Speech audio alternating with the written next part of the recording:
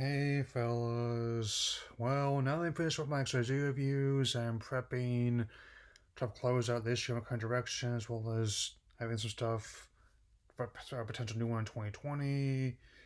Definitely gonna have a little quick gaming vlog for you all, main.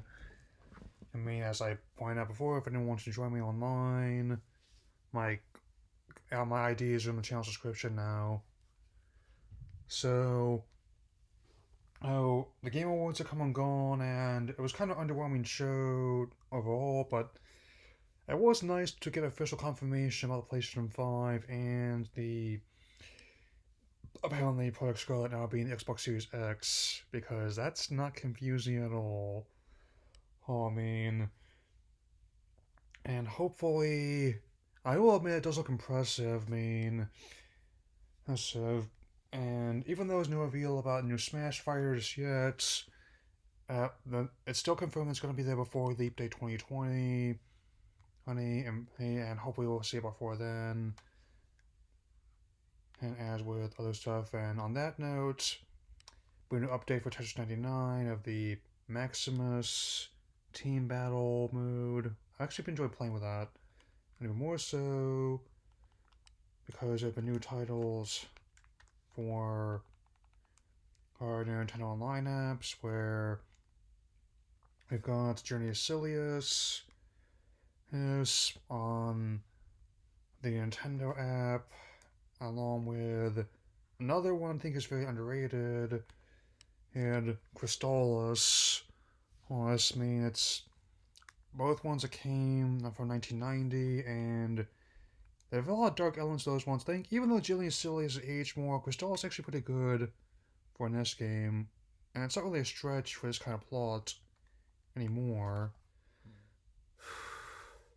On that note, there's also been more titles released for the Super Nintendo app on there.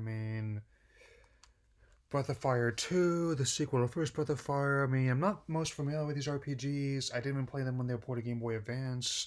Later on, I didn't even know they were Super Nintendo games fairly recently.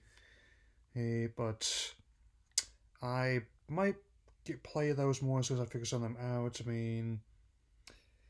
But some ones I am familiar with are as follows: Kirby Superstar, which is a sort of remake slash compilation of material from previous Kirby games. Given how, and also like how a lot of creative abilities were in this one, how it made use of other parts of the Dreamland back in the day. Super Punch Out, which is not a total or straight up port of the arcade game of the same name, but rather it's a sequel to Punch Out on the original Nintendo. And so we definitely have a new design for the little map, because this is actually the one I'm actually more familiar with than the original Punch Out, with either the Mike Tyson version, like when they had Mr. Dream. So you have an array of new boxers, such as Gabby J and Bear Hugger, but also you have terms like Bauble, all on similar play styles, like with Piston Hurricane from Cuba, uh, as opposed to Piston Hondo or Piston Honda, depending on which version of the game you're playing. And has it's definitely a wide array of boxers, and it's actually still pretty impressive how well. I don't look at that much today before, but Piston Hurricane is pretty impressive. Almost comes off like the one that Bob Dylan sang about, but I know it's the movie with Denzel, but I get ahead of myself.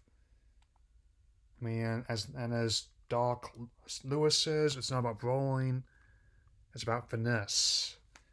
Well, given how much I'm playing Smash, they might be both. And now comes the one that's really standing out at me here. of the recent releases. Star Fox 2, which is only the second time this game's been officially released, the first being on the Super Nintendo Classic Mini, which I'm still looking into getting, by the way, to go with my NES Mini. Also planning on potentially getting like a Genesis Mini soon, but I'm getting ahead of myself. Since, as has been well documented, it was originally going to be developed for Super Nintendo as just the first game, but due to the fact that the game had to come with Nintendo 64, as well as the fact that the original PlayStation Sega Saturn were out, it never saw light of day, citing the fact that at the time, the Super FX chip was too expensive to keep making, which would have driven the cost up to $80 in 1995 money.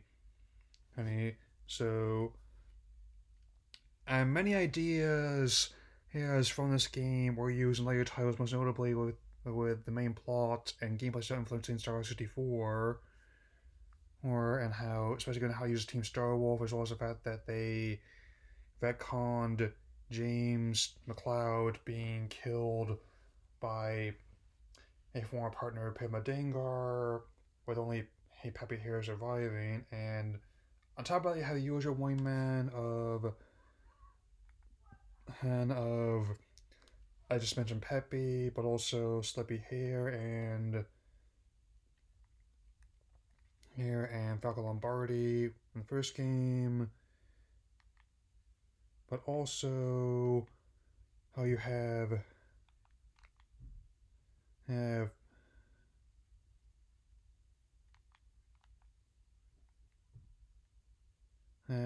I gotta need to power up and so and you're and also okay, so here they are.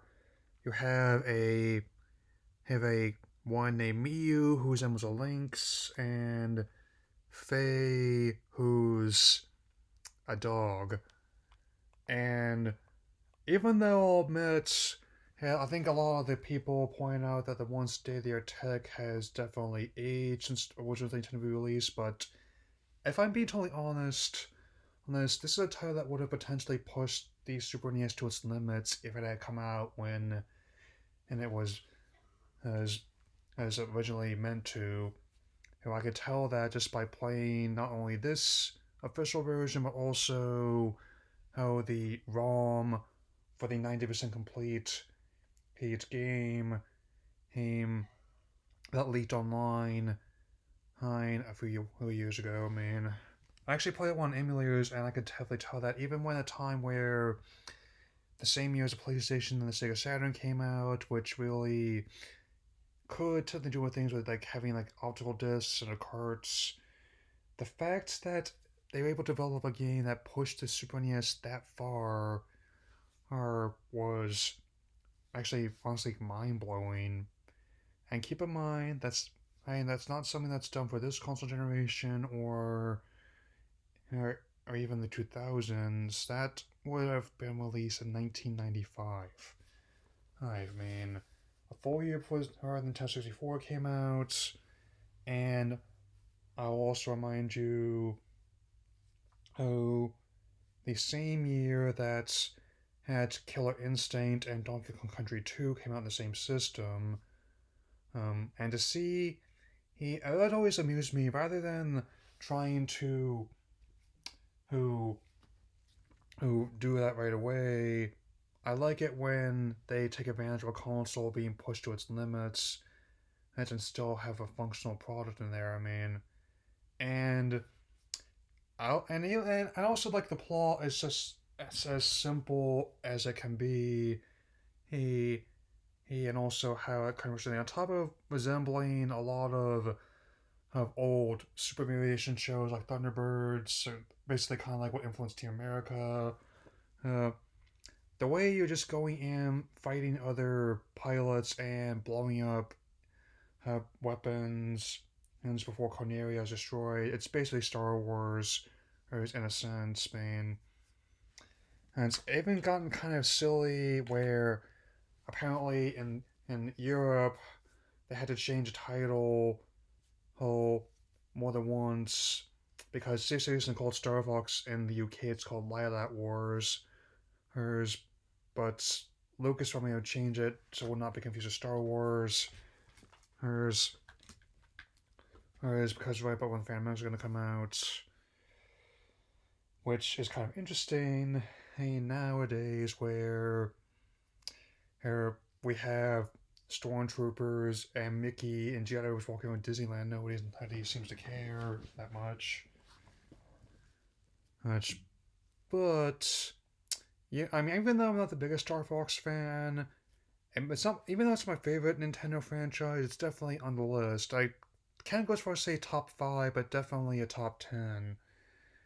Like, even though I haven't played every installment in the series, I mean, I found something to enjoy in almost all of them. I even considered like getting Starlink now the prices come down a bit.